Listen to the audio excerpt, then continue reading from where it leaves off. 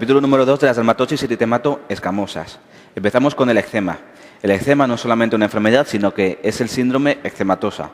Son inflamaciones superficiales de la piel que obedecen a varias causas que iremos viendo.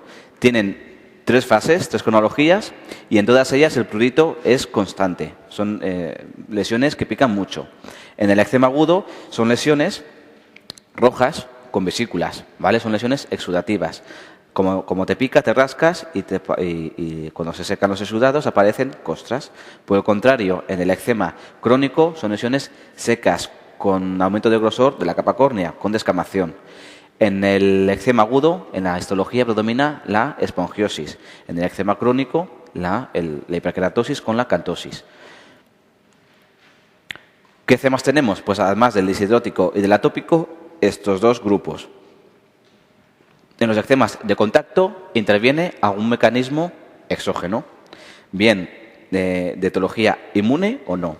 Los fotoeczemas es lo mismo, pero aquí además sí que interviene la luz solar. Empezamos contando los eczemas de contacto irritativos. Son lesiones dentro del espectro eczematoso, unas más agudas y otras más crónicas. Por ejemplo, es típico este eczema agudo de manos, crónico de manos. ¿Por qué? Porque con las manos es con lo que tocamos todo, por lo tanto la alocación más frecuente son las manos. Esto no es una alergia, sino que es una manera de reaccionar la piel cuando le estás pidiendo que te defienda más de lo que te puede ofrecer. Por ejemplo, por una sobreexposición durante mucho tiempo pues, a detergentes, al agua, a fármacos, etcétera, ¿vale? Durante un contacto repetido y prolongado. Las pruebas complementarias son negativas, el diagnóstico es clínico. Por el contrario, en el eczema de contacto alérgico sí que te viene la inmunidad de tipo 4. Por lo tanto, no aparece al primer contacto, se requiere una sensibilización previa. Las lesiones son más llamativas, posiblemente más tirando hacia el espectro del eczema agudo y pueden extenderse a zonas distintas de la zona de contacto. Aquí tenemos una alergia al níquel de unos pendientes, a la alergia al cobalto de unas sandalias, por ejemplo, y por un collar de metal. El diagnóstico se hace con las pruebas epicutáneas. Estas son las pruebas complementarias que hemos de hacer. Consiste en poner sobre la espalda del paciente, asumiendo que está sana, la batería estándar que contiene los 25 alergenos más prevalentes, ¿vale? Entonces, se deja puesto 2 días, después lo lavas y al de 2 días vuelves a leerlo y ves a qué producto de los que has puesto en la espalda ha sido positivo, ha hecho una reacción de eczema agudo. A esa sustancia tiene alergia. ¿Cuál es el alergeno más frecuente de todos? Pues vamos a ver, según Harrison, lo que dice en su última edición es que la causa más frecuente de dermatitis alérgica de contacto es la exposición a plantas de la familia Anicardiaceae, ¿vale? ¿Por qué? Porque contienen este antígeno sensibilizante, este alergeno, que llaman urosiol, una oleoresina, como por ejemplo la hiedra venenosa. Esto es lo que dice el Harrison. Sin embargo, otros libros de referencia de dermatología, tanto nacionales como internacionales, como el Fitzpatrick, dicen otra cosa. Lo que dicen estos es que el sulfato de níquel en la población general es el alergeno más prevalente en la calle, ¿vale? El níquel lo encontramos asociado sobre todo al cobalto en la bisutería, en las joyas. Y que en el mundo laboral, el alergeno más frecuente de todos es la exposición al cromo. Al cromo que en los albañiles, en los varones suele encontrarse en el cemento. Sin embargo, en las mujeres que profesionalmente están menos expuestas al cemento, encontramos alergia al cromo por el curtido del cuero. También antihistamínicos tópicos, la parafenilendiamina de los dientes del pelo, fragancias, perfumes, colonias. Pasamos a los fotoeczemas. Aquí, además de la sustancia, hace falta la luz solar. La luz activa esa sustancia exógena, ¿vale? Entonces, las lesiones serán más llamativas en el eczema fototóxico. En el eczema fototóxico, para activar esa sustancia que no es un alergeno, hace falta que te dé el sol. Como no intervienen mecanismos inmunológicos, aparece tras la primera exposición y toma el aspecto de una quemadura solar. Es decir, por tomar ese fármaco o por estar expuesto tópicamente a esa sustancia, ahora veremos cuál es, tienes más facilidad para quemarte. Dosis eritematógena mínimas, aparece a la primera exposición. Luego os pondré, al final del capítulo, os pondré una imagen de esto, un cuadro clínico de una paciente. ¿Qué ejemplos tenemos? La dermatitis de Berloques está de aquí. Es la aparición de una quemadura solar por cosméticos y colonias. Se puso el desodorante, Se fue a tomar el sol y ahí se quemó y luego se puso morena. La fitofotodermatitis o dermatitis de los prados es la aparición de lesiones compatibles con quemadura solar en los sitios donde te han rozado algunas plantas que contienen unos solarinos que se llaman furocumarinas. Después ahí te quemas y hace eritema, incluso con vesículas.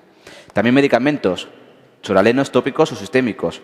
Luego os pondré una foto de esto. Y lo que han preguntado es las reacciones fototóxicas por un tratamiento concomitante, más la exposición solar, a quinolonas o tetraciclinas como la doxiciclina. Pasamos al eczema fotoalérgico. Esto es lo típico que decimos, esta crema solar me ha hecho alergia. Pues sí, la causa más frecuente de eczema fotoalérgico es la exposición a componentes, a excipientes de los filtros solares. Puede ser que durante toda tu vida te hayas estado poniendo crema para protección del sol, de otras marcas o lo que sea, y que justo te compres una nueva y a esa le hagas alergia. ¿Qué clínica te da? Pues un eczema agudo pruriginoso. Se te pone rojo, sobre todo, obviamente, donde te ha dado el sol, y te pica y te puede salir alguna vesícula. También puede ser por cosméticos, por fármacos sistémicos, etc. El diagnóstico es similar a las pruebas epicutáneas, pero añadiendo la luz. Las pruebas fotoepicutáneas o test del fotoparche. Los alergenos sospechosos se ponen por duplicado en la espalda, solamente radias un par, lo lavas y después, a los 2 días más, lo lees. Haces el diagnóstico de fotoalergia de contacto. Si solamente es positiva, hace un eczema agudo en el set radiado. Recuerda que en la dermatitis atópica se respeta el triángulo nasolabial. Atopia incluye un conjunto de 3 enfermedades que son el asma, la rinoconjuntivitis y el eczema. Tiene una prevalencia en aumento, sobre todo en sociedades industrializadas, y es frecuente en la población general. Lo más frecuente es que aparezca en el bebé pequeñito, en el lactante, y que vaya teniendo brotes más o menos graves, más o menos frecuentes, y que a lo largo de la infancia y de la edad adulta disminuya la frecuencia de los brotes y la enfermedad sea menos grave. Sin embargo, puede aparecer a cualquier edad y al diagnóstico no puedes predecir qué pasará. Hasta el 40% de los niños arrasan algún tipo de clínica a la edad adulta, aunque sean una clínica leve. Por resumirlo de alguna manera, es como si la piel de estos niños atópicos fuera inmadura, como un tomate verde, y a medida que va creciendo, se autoengrasa y madura y es más útil, te defiende más, es más funcional. La etiología de la dermatitis atópica puede ser preguntada porque hay novedades. Es multifactorial y hay un tres cosas que influyen. En primer lugar, los antecedentes familiares son muy importantes y muy frecuentemente reconocidos. Farreras, en su última edición, comenta esta frase que os la leo. Cada vez es mayor la evidencia que sustenta la asociación de la dermatitis atópica con mutaciones en el gen de la filagrina, ¿vale? Mutaciones en el gen de la filagrina que se heredan en la dermatitis atópica. Además, hay una disregulación inmunológica en la piel de los niños atópicos. De hecho, se encuentra un aumento de la IgE, alteraciones en un locus del cromosoma 11 relacionadas con esta hiperproducción de IgE y además alteraciones en los fagocitos de la piel, en las células de Langerhans.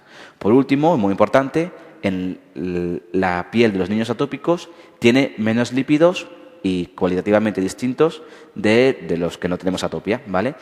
En concreto, lo que faltan son las ceramidas. De los 9 subtipos tiene especial importancia el déficit de ceramidas 1 y 9. ¿De acuerdo? En la dermatitis atópica hay un descenso en la cantidad total de lípidos y de ceramidas que forman el manto cutáneo lipídico protector. Clínica de la dermatitis atópica. Bueno, pues una piel seca, con descamación furfurácea, fina, es pruriginosa como buen eczema. Es una piel inmadura que te defiende mal de los agentes externos. Como te pica mucho, te rascas. Encontrarás escoriaciones y a la larga, liquenificación. ¿Qué más estigmas atópicos encontramos? En los labios, algo común al tratamiento con retinoides sistémicos, queritis descamativa en los labios. Dartros acopiantes también se llama pityriasis alba, pityriasis descamación, alba blanquecino. Son niños con atopia que en la cara o en el tronco tienen manchas blancas con fina descamación como polvo, furfurácea. No es una infección por hongos, no es una tiña, sino que es un estigma atópico. Se trata con hidratación, ¿vale? Pityriasis alba es un estigma atópico. Se trata con hidratación. Se pone en manifiesto en el verano. Se realza más. Otros estigmas atópicos, el doble pliegue parpiral inferior o pliegue de Denny-Morgan, la dermatosis plantar juvenil o queratosis pilar, y el signo de Hertog o la lengua geográfica. Todas esas aparecen no en el niño pequeño, sino ya en el adolescente, en la edad juvenil.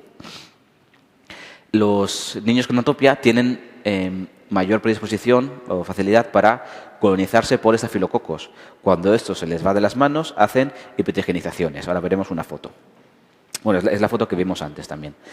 Es más susceptible a tener otras infecciones, como por ejemplo por el virus de herpes simple. Cuando esto se generaliza por la piel, encontramos la erupción variceliforme de Kaposi. Ahora veremos foto. ¿Qué más? Tiene más predisposición a tener tiñas o a infecciones por el virus de papiloma humano, a tener verrugas o moluscum contagiosum. Es una de las enfermedades que producen edodemia atópica. Además del asma y el rinoconjuntivitis, se asocia a la ictericia vulgar y a otras enfermedades con etiología autoinmune o patogenia autoinmune, alopecia areata o vitíligo. Como es una piel que te defiende poco, tienes más predisposición a tener eczemas de contacto. Se asocia a 3 síndromes: al síndrome de Down, como la alopecia areata, a esta inmunodeficiencia, que es el síndrome de Wiskott-Aldrich, y al síndrome de Netterton. En este caso se contraindicarían los acrólimus y el pimecrólimus. Un niño con atopia que se sobreinfectó con virus herpes, erupción variceliforme de Kaposi. Y es otro niño que tiene pequeñas pápulas de color de la piel normal, con morfología cupuliforme, lo que tiene es un molusco contagiosum. De las 3 fases de la dermatitis atópica, ninguna de ellas es obligatoria, ¿vale? La atopia puede aparecer, aunque sea más frecuente que aparezca en el lactante y eso lo arrastre a la edad infantil, adolescencia y adulto, puede aparecer en cualquiera de estas fases. En la atopia del lactante es típico que las lesiones sean más tirando al espectro agudo, más eritematosas, más vesiculosas, y aparezcan en la cara, respetángulo, el triángulo nasolabial y en las superficies extensoras, como en la psoriasis, es decir, en las nalgas, en las rodillas, etc. Y no aparece de recién nacido, sino un poquito después, a partir de los 3 meses. En el niño, las lesiones son más subagudas o crónicas y migran de la cara a las flexuras, como los codos y las rodillas por detrás. Y las lesiones son más crónicas, se ha rasgado más, ahí predomina la liquenificación. Son lesiones más subagudas o crónicas, más secas. En el adulto las lesiones son similares a las del niño, pero con tendencia a ser menos extensas, más localizadas. Imagen del MIR, lesiones liquenificadas en los huecos popliteos de una niña de 12 años. Y nos preguntaban del antecedente que nos puede dar más información, sería que hubiera padecido en la cara y en el dorso de manos, cuando era más pequeña, las lesiones de dermatitis atópica más agudas, ¿vale? Un bebé tiene en la cara, respetando el triángulo nasolabial, lesiones de eczema agudo atópico sobreinfectado, impétigo, costras melicéricas. Pityriasis alba, ¿vale? Es un estigma atópico. Una placa subaguda de dermatitis atópica en un codo. Y en el adulto pues suele localizarse pues sobre todo en las manos, pero a veces también en los pliegues, como en los niños, aquí lo vemos en un cuello. La dermatitis seborreica todavía no la han preguntado nunca. Las lesiones aparecen en las zonas seborreicas. ¿Cuáles son? Las tenemos aquí en la imagen: la línea de plantación del pelo y el cuero cabelludo en general, el entrecejo, los surcos nasogenianos, la zona interescapular en la espalda y la zona interpectoral en el pecho. Aunque lo más frecuente es que aparezca en personas por lo demás sanas, se ha visto mayor prevalencia en pacientes inmunodeprimidos, por ejemplo, en alcohólicos o con VIH, y en pacientes con Parkinson o accidentes cerebrovasculares. Al igual que la atopia, cursa en brotes de manera crónica, pero aquí sí que se ha aplicado de alguna manera a esta levadura, que es el género Malassezia. Se postula una respuesta inmune normal de los pacientes al hongo. ¿Cómo son las lesiones en estas áreas seborreicas? Son lesiones que sobre una base eritematosa, las escamas típicamente son seborreicas. Tienen un aspecto untuoso, graso, como si fueran mantequilla. Son pruriginosas como buen eczema y si queremos desprenderlo, lo conseguimos. No están del todo adheridas. Se desprende con facilidad. Es una especie de caspa, pero en la cara. De hecho, la caspa es una forma menor de dermatitis seborreica. Cuando tenemos un niño con la cara roja y no sabemos si es dermatitis atópica o seborreica, pues nos orienta al diagnóstico de la seborreica, que sea un niño de menos de 3 meses, que esté afectado el centro de la cara, que se resuelva y que no tenga antecedentes familiares de atopia. Cuando las costras untuosas engloban el cuero cabelludo del niño, eso se llama costra láctea y cuando cura no deja alopecia cicatricial.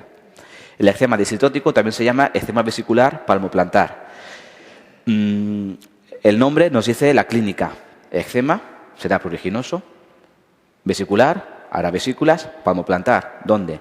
En las palmas de las manos y en las plantas de los pies, sobre todo en las caras laterales de los dedos. Se ha postulado su asociación a la hiperhidrosis, pero esto es controvertido. A principio te aparecen estas lesiones vesiculosas, que son muy pequeñitas, te pican, pero luego, a lo largo de los días o las semanas, se secan y dan lugar a esas lesiones más descamativas, ¿vale? Con aspecto de cronicidad. Tratamiento de los eczemas. Bueno, corticoides, muy bien, pero corticoides, ¿cómo? ¿Cómo elegimos el excipiente? En los eczemas agudos, en cremas o lociones, ¿vale? Excipientes acuosos. En los eczemas crónicos, el corticoide lo utilizaremos con un excipiente graso para hidratar más la piel, en pomadas o en ungüentos. Además, ¿qué más podemos dar? Pues en los eczemas agudos combatiremos la infección con antisépticos a nivel local, por ejemplo, el betadine, y astringentes. Los astringentes son soluciones, son fomentos que ayudan a secar la piel. Eso lo utilizaremos en lesiones de eczema agudo muy exudativas, que tengan mucha agua. Por ejemplo, uno de los más utilizados es el permanganato potásico. En los eczemas crónicos daremos mucha crema hidratante y quitaremos el aumento de grosor de la capa córnea con queratolíticos. En casos graves que no controlemos esto con corticoides tópicos, daremos corticoides sistémicos. Tratamiento sintomático del prurito con antihistamínicos orales. Si hay alguna causa exógena, por ejemplo, una alergia al níquel, al cemento, a lo que sea, al cromo, suprimiremos la exposición o por lo menos protegerás del mismo. En la dermatitis seborreica, por la implicación de malasexia, puedes dar, además de lo anterior, preparados con ketoconazol tópico. ¿Cómo se trata la dermatitis atópica? Es una enfermedad que cursa en brotes de manera crónica. Ningún tratamiento es curativo. No la curas, pero la controlas. Además de lo lógico, de mantener la piel hidratada, de evitar irritantes y todo esto, ¿qué podemos hacer? Pues podemos dar como novedad cremas hidratantes que contengan las ceramidas que te faltan, ¿vale? Se llaman cremas hidratantes reparadoras de barrera o cremas hidratantes fisiológicas. Lo que hacen es aportar a nivel tópico las ceramidas que te faltan, ¿vale? Digamos que la piel del paciente atópico es como esta pared de ladrillos que le faltan ladrillos y el acabado. Con esa crema hidratante lo terminas de tapizar del todo y te defiende más. De hecho, se describe que la corrección tópica de esta normalidad lipídica puede incluso llegar a frenar la disregulación inmunológica que también favorecía a la patogenia de la atopia. Como los antecedentes familiares no los podemos cambiar, atacamos lo demás. En las lesiones damos corticoides tópicos y van muy bien, pero cuando, como alternativa a los corticoides tópicos, podemos dar los inhibidores tópicos de la calcinurina. Los podemos dar en niños mayores de 2 años con dermatitis atópica grave, severa o bien más moderada, siempre y cuando afecte a sitios donde los corticoides tópicos te puedan dejar secuelas en forma de atrofia cutánea, como por ejemplo la cara y el cuello o los pliegues. Efecto secundario más frecuente, la irritación local. No podemos dar tapir, tacrolimus submicrolimus, cuando el paciente, el niño, tenga diagnosticada una alergia a macrólidos, tenga diagnosticada alguna inmunodeficiencia, tenga una infección viral activa, ni tampoco si tiene un síndrome de Netterton. Ali no enseña las manos porque tiene un eczema crónico grave en las manos que no ha respondido al tratamiento con corticoides tópicos potentes. Que podemos dar este retinoide que se llama alitretinoína. De la pityriasis rubra-pilaris, quiero que recordéis que son lesiones eczematodescamativas anaranjadas con islotes blancos de piel indemne en su interior. Se trata con lo mismo que lo que vamos a ver ahora. Contribuciones orales, metodexate, ciclosporina, similar a la psoriasis. La psoriasis es una enfermedad muy frecuente en la población general, 1-2%, que debuta sobre todo alrededor de los 20-30 años, ¿vale? En la tercera década de la vida. Su etiología es desconocida. Al diagnóstico, la evolución que va a tener es impredecible, ¿vale? La mayoría tendrán una psoriasis leve, pero 1 de cada 3 tendrá una psoriasis grave, con mayor sintomatología en los brotes y más frecuentes. En la segunda vuelta os comentaba esta novedad que incluían en las últimas ediciones tanto de Harrison como de Farreras, y es que se ha asociado la presencia de psoriasis con el síndrome metabólico. De hecho, postulan que el padecer psoriasis por sí mismo pudiera ser ya en sí un factor de riesgo cardiovascular.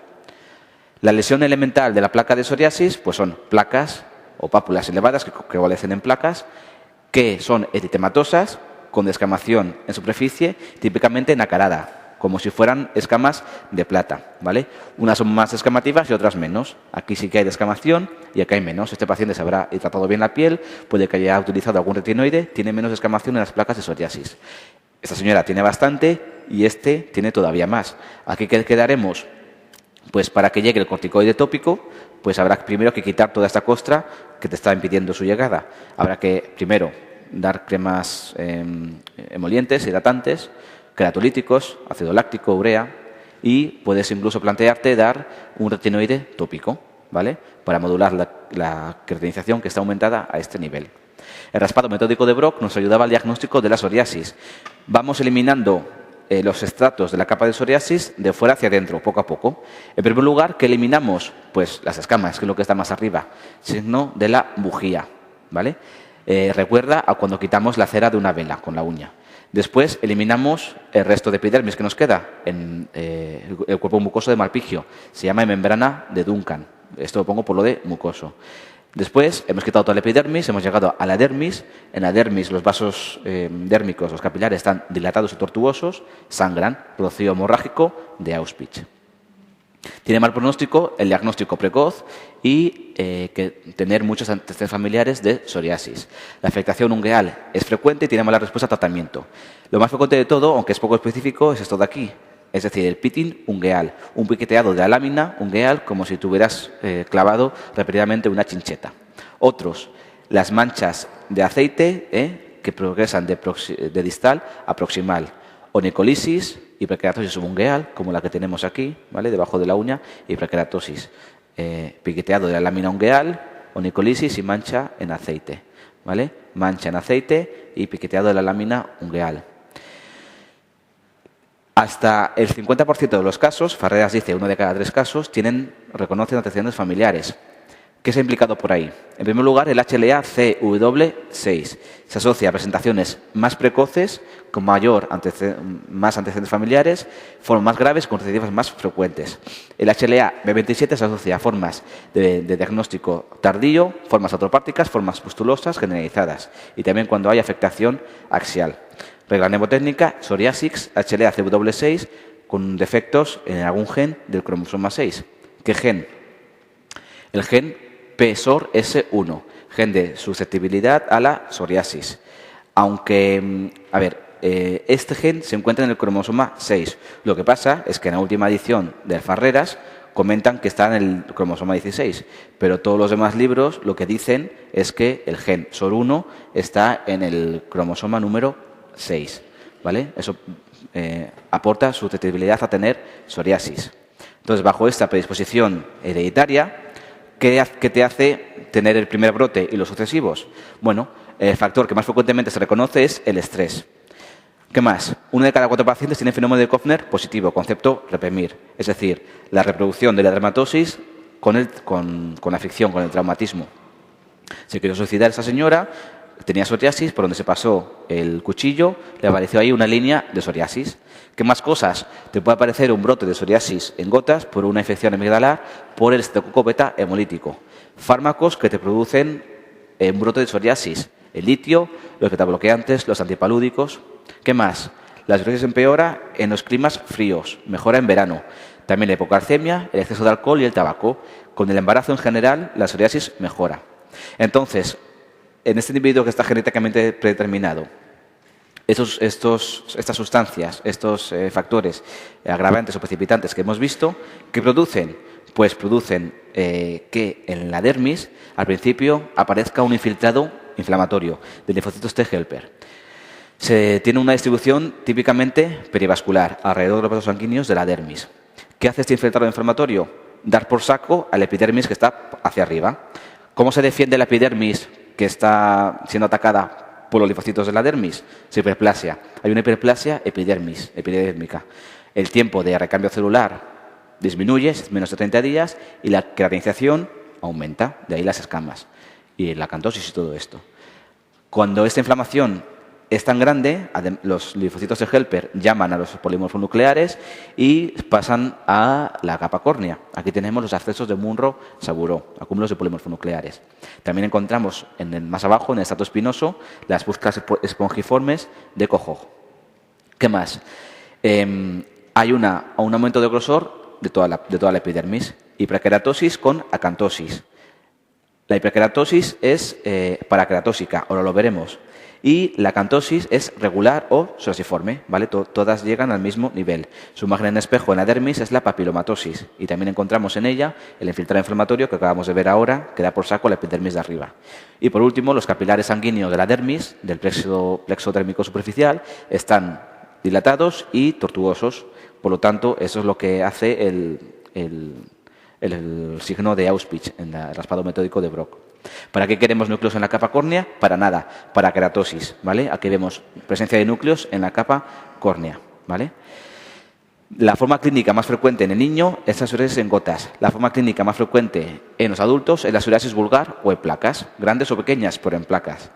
¿Dónde aparecen? En cuero cabelludo, donde no deja alopecia cicatricial, en la zona lumbosacra y en las superficies de extensión, en las rodillas y en los codos.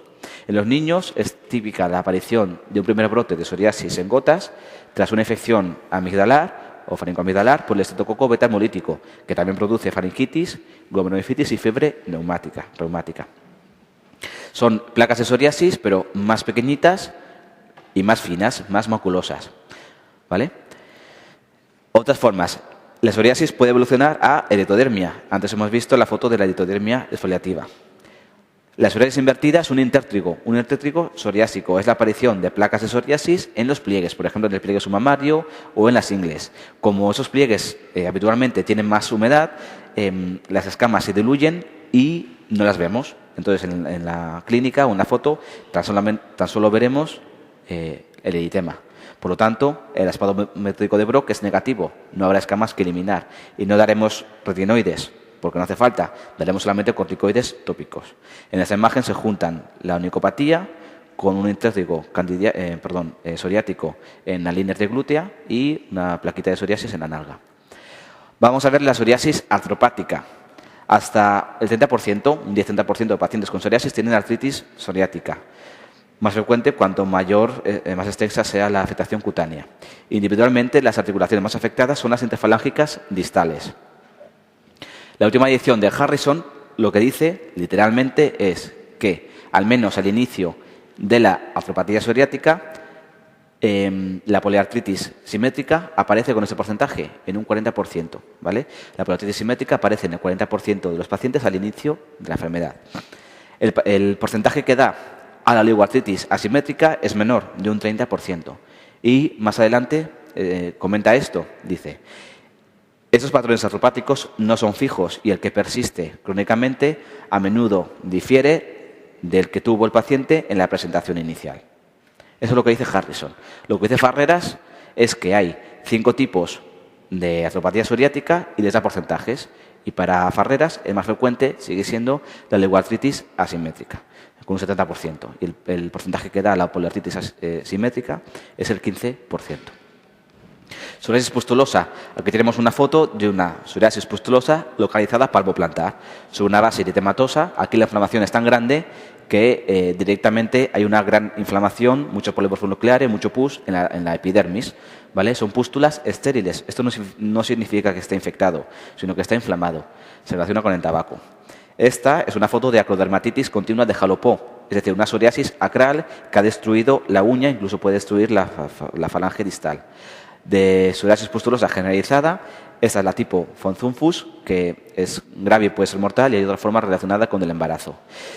Tratamiento de la psoriasis. Obviamente ha de ser individualizada en cada paciente. El objetivo no es curar la psoriasis, sino disminuir la frecuencia de los brotes. Elegiremos dentro de todo el arsenal terapéutico tratarlo con una cosa o con la otra en función de la extensión de las placas, de la intensidad de los brotes, de dónde sean localizados. Si nos planteamos un tratamiento agudo o de mantenimiento, si es una forma en placas, si es una forma pustulosa, si es una forma de ectodérmica, tercera variante clínica, y también tenemos en cuenta la edad y el sexo del paciente, porque si es una mujer con deseos genéticos, deseos de descendencia, no daremos retinoides sistémicos, porque no podrá tener niños. Empezamos con tratamiento tópico en placas de psoriasis que afecten a poca superficie corporal total, formas leves. Siempre mucha crema hidratante y para eliminar las escamas, queratolíticos, ácido salicílico, láctico y urea. ¿Con qué excipientes elegiremos los demás principios activos, corticoides? Con un excipiente graso para que diluya todo esto y favorezca su penetración. Corticoides tópicos son los más empleados en la dermatología en general y en la psoriasis también. De elección en pliegues, como os decía antes, aquí no daremos queratolíticos ni retinoides tópicos ni nada. Con corticoide tópico es más que suficiente. Pero ¿qué pasa? Que los corticoides tópicos, hay que tener cuidado con ellos. Pues ¿por qué? Por los efectos secundarios, porque no podemos pasarnos con los corticoides tópicos en superficies extensas. Entonces, ¿qué más opciones tenemos? Bueno, café con leche, los análogos de la vitamina D, los calcist, calcipotriol y tecalcitol, que su mecanismo de acción es similar al retinoide, a los retinoides. Modulan la queratinalización. De los retinoides tópicos, el más empleado es la taza, el tazaroteno. Los reductores, la ambre, la antralina y las breas son poco utilizados, si acaso los champús de breas para la psoriasis del cuero cabelludo y pomadas de antralina en tratamiento hospital de día. ¿Qué fototerapia damos en la psoriasis? Bueno, pues si es una psoriasis en gotas en un niño pequeño, podemos dar ultravioleta B. Pero, aunque la pubaterapia no está ni mucho menos del todo obsoleta, según el caso, podrás ofrecer dar ultravioleta B de banda estrecha porque te ahorras los efectos secundarios de los oralenos y lo podrás dar en niños y en embarazadas. Entonces, el tratamiento tópico va muy bien, pero en casos extensos, como por ejemplo ese señor, fijaros que aquí predomina la electrodermia sobre la escamación. Aquí apenas, al menos de lejos, no vemos mucha descamación. Aquí el tratamiento tópico será insuficiente. Hemos de dar un tratamiento sistémico. Podemos dar metotrexate, ciclosporina A, biológicos. ¿Cómo lo elegiremos? En función de la patología concomitante del paciente, sobre todo. El metotrexate es un antagonista oral del ácido fólico. El enanito timirín no enseña las manos porque tiene artropatía psoriática.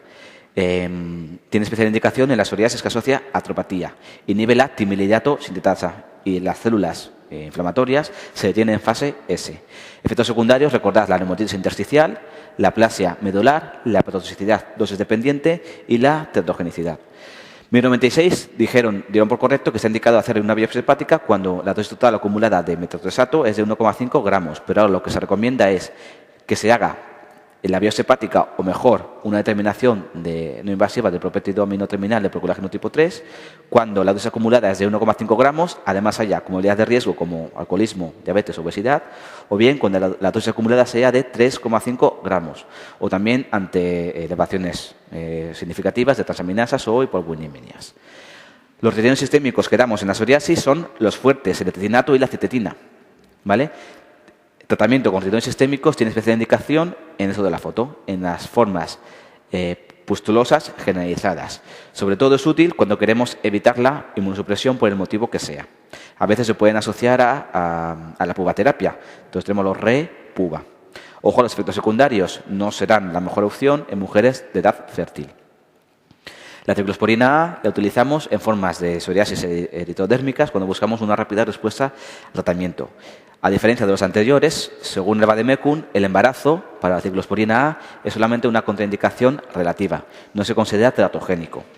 Los efectos secundarios que más preguntan son la nefrotoxicidad, la producción de hipertensión arterial y alteraciones cosméticas en forma de hipertricosis e hiperplasia gingival.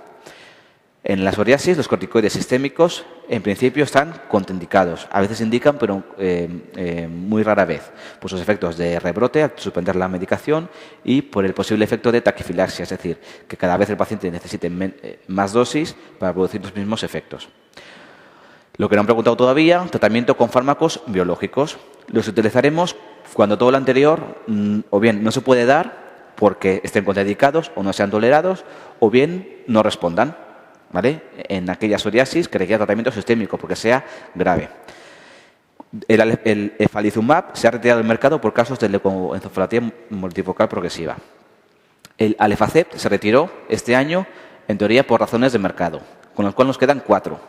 Los anti-TNF, que son ETA, Infli y Adali. Etanercept, Infliximab y Adalimumab, los anti-TNF.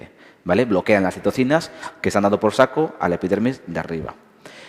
La molécula que bloquea las interleucinas 12 y 23, no soy ni yo ni tú, es ustekinumab, ¿vale? También se indica en el tratamiento de la psoriasis grave que no responde a los tratamientos anteriores o que estén contraindicados. Pasamos al líquen plano. El líquen plano también es frecuente en la población general, afecta por igual a varones y a mujeres, pero en un rango de edad un poco mayor al de la psoriasis, a partir de la cuarta a sexta década de la vida. Su etiología es conocida, se han implicado fármacos, neoplasias, etcétera, pero lo más típicamente asociado es la infección por el virus de la hepatitis C. De hecho, cuando hay líquen plano y virus de hepatitis C, suele hacer formas de líquen plano oral. Su patogenia recuerda un poco lo que veremos luego en el tema multiforme. Es, de alguna manera, por decirlo de un metafórico, es como si los queratinocitos de la capa basal estuvieran disfrazados, por ejemplo, por los virus de hepatitis C, por las sales de oro, por las tiacidas, por el fármaco. Entonces, a los linfocitos T no les gustan esos queratinocitos disfrazados y les obligan a matarse, promueven su apoptosis, ¿vale? Y luego todo lo que ello conlleva. Clínica del líquen plano, muy preguntable. Han preguntado los casos clínicos, falta poner las fotos. Son pápulas elevadas de morfología poligonal que aparecen típicamente de manera bilateral y simétrica en las superficies flexoras. Aquí lo vemos en las muñecas, también en los tobillos y en los antebrazos. Son lesiones muy pruriginosas, con lo cual se rasca. Además, como tiene fenómeno de Koffner positivo frecuentemente, pues si te metes aquí la uña, haces ras y ahí te sale Koffner positivo, te salen 1, 2, 3, 4 pápulas de líquen plano. Típicamente, estas pápulas poligonales tienen en su superficie una estriación fina, blanquecina, que se llama estrías de Wickham, ¿vale? Concepto repetido, reprimir. Aquí lo vemos en la cara anterior de los antebrazos, cara anterior de muñecas y antebrazos. También aparece en otras localizaciones, las iremos viendo. Hay afectación de mucosas, y veremos ahora fotos, afectación ungueal. Cuando el líquen plano afecta al cuero cabelludo, se llama líquen plano pilaris y este sí que deja alopecia cicatricial. De las formas clínicas, la más frecuente de todas es la que hemos dicho, la papulosa. Pero, ¿cuáles más tenemos? El líquen erosivo aparece en las mucosas, ¿vale? Son lesiones que pueden consistir o pueden ser lesiones premalignas sobre las cuales pueda asentar un carcinoma epidermoide en la mucosa, carcinoma espinocelular. Has de seguirlo y hacer la biopsia ante la duda. El líquen plano hipertrófico aparece en las regiones pretibiales como formas hiperqueratóxicas más elevadas, dejan cicatriz residual. Y el líquen plano anular aparece en el pene. Se llama anular porque palidece por el centro. En la afectación ungueal, pues además de la seriación longitudinal en la uña, ¿vale? Tenemos el pteringio ungueal, que es esto de aquí. La piel salta de la piel a la uña, ¿vale? Pteringio ungueal. ¿Cómo son las lesiones típicas mucosas del líquen plano? Pues son estriaciones en forma de red de coloración blanquecina, tanto por dentro de la boca como en el bremeñón del labio. A veces, cuando la red se cierra y se crean placas de leucoplasia, sobre todo si están induradas, hay que hacer una biopsia para descartar un carcinoma espinocelular, invasivo o no. El líquen plano pilaris produce alopecia cicatricial. Aquí tenemos una foto de alopecia cicatricial tras un líquen plano pilaris. Y esta es una foto de un líquen plano hipertrófico en las regiones pretibiales, deja cicatriz. El líquen plano papuloso cura en alrededor de un año, a veces dejando hiperpigmentaciones residuales, como vemos aquí. Hemos de vigilar las formas erosivas en las mucosas, que son las que más asocian al virus de la hepatitis C, y las formas que hacen leucoplasia, ¿vale? Esto es un carcinoma epidermoide que evolucionó sobre un líquen plano en el pene. Aunque el diagnóstico es histológico, clínico, ante la duda puedes hacer biopsia. Hacemos el mismo razonamiento que con la psoriasis. ¿Qué tenemos? En primer lugar, un infiltrado inflamatorio en la dermis, que está dando por saco a la epidermis. Aquí los linfocitos no adoptan una morfología perivascular como en la psoriasis, sino que hacen un bloque, una banda. Se llama dermatitis de interfase en la unión dermoepidérmica. ¿Qué hacen? Promueven La apoptosis de los queratinocitos basales. Se mueren por degeneración vacular y a estos queratinocitos muertos se les llama cuerpos de Civate. Y los espacios que dejan, espacios de Marx-Joseph, que no dejan de ser pequeñas vesículas subepidérmicas. ¿Cómo se defiende la epidermis? Se hipertrofia. Hace una hiperkeratosis normal, ortoqueratósica, que, como no es la excepción de la litosis vulgar, se acompaña de hipergranulosis. Aquí la imagen en espejo, tanto como la papilomatosis en la dermis, como el aumento de grosor del estrato mucoso de Malpigio, la acantosis, es irregular o liquenoide.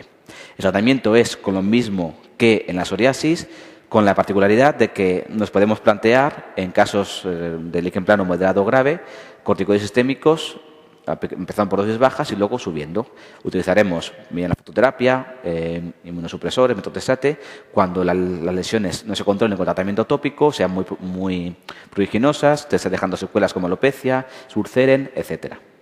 La pityriasis rosada decíamos que era como un catarro de la piel. Este señor tiene previamente la aparición de las lesiones cutáneas, un cuadro pseudogripal, tiene un catarro, cefalea, artralgias, no sé qué.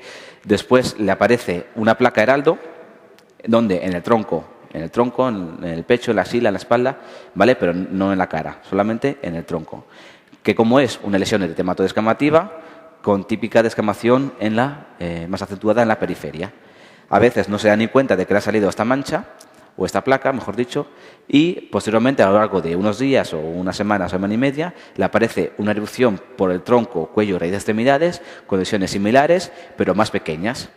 Ahí es cuando se lo ve y cuando consulta al médico. El tratamiento no es citológico. ¿Por qué? Solamente se requiere tratamiento sintomático. Concepto Repemir, la pityriasis rosada es una enfermedad cutánea de etiología vírica. Se ha implicado el virus herpes 7, como los catarros, un catarro de la piel. Afecta a jóvenes en primavera y en otoño, ya que tenemos imágenes clínicas. La placa heraldo, el RAS de morfología similar en cuerpo, tronco, cuello y extremidades, con distribución de las maculopápulas en forma de abeto de Navidad, siguiendo las líneas de tensión de la piel. Placa heraldo, de color salmón, con escamación en collarete y el ras posterior. Esto es lo que os comentaba antes. Esa señora me vino a mí en una guardia estas Navidades. Entonces, venía aparentemente quemada, ¿vale? Lo que pasa es que ahora es invierno, en verano sí que vienen gente a urgencias que se han quemado con el sol, sobre todo guiris y así, pero en invierno es menos frecuente. Esta señora, su historia fue, hace unos meses, o un año y medio o así, había tenido un primer brote de psoriasis. Fue al dermatólogo privado y el tratamiento que le indicó fue pubaterapia. Entonces, le fue muy bien, tal no sé qué. Se quedó embarazada después. Os he dicho que la psoriasis en general mejora con el embarazo, pero a ella le empeoró, o al menos ella pensó que le empeoró, a saber si fue alguna reacción de estas cutáneas normales del embarazo o saber qué cosa. La cuestión es que por su cuenta se tomó las pastillas que le habían quedado de los solalenos, solalenos sistémicos, que tenía en casa, sin control médico, y se metió en la cabina de fototerapia del gimnasio, por su cuenta. Y esto durante 2 días, ¿vale? 2 días seguidos. Con lo cual, un par de días después, vino pues toda quemada.